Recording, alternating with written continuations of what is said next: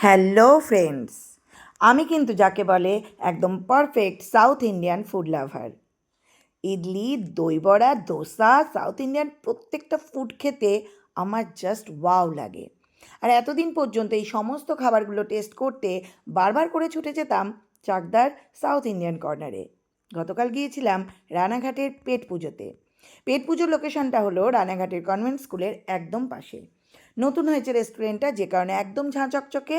আর একটা ব্যাপার যেটা হলো, এখনও সেভাবে লোকজন জানেনি বলে ভিড়ভাড়টা একদমই ছিল না। ভীষণ এনজয় করলাম গতকালের সন্ধেটা।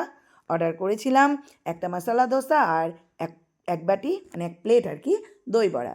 দই বড়াটা টেবিলে আসার সাথে সাথেই মোটামুটি ছেলে আর্ধেক উড়িয়ে দিল। ও ভীষণ ভালোবাসে দই বড়া খেতে।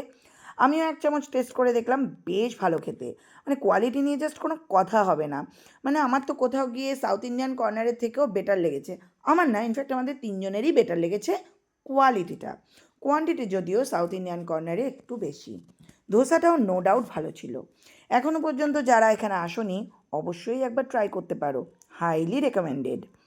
তিনজনে মিলেই অল্প অল্প করে খেয়ে নিলাম পুরো মশালা একটা ধোসা আর দই বড়া।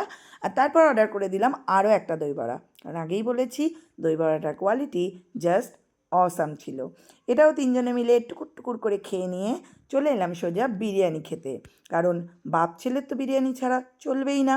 যদিও এখানে আমি কোনো ভাগ বসাইনি। এভাবেই কাটলো গতকালের সন্ধেটা, খুব ভালো লাগলো। তোমাদের কেমন লাগলো ভিডিওটা জানাতে ভুলো না। টাটা।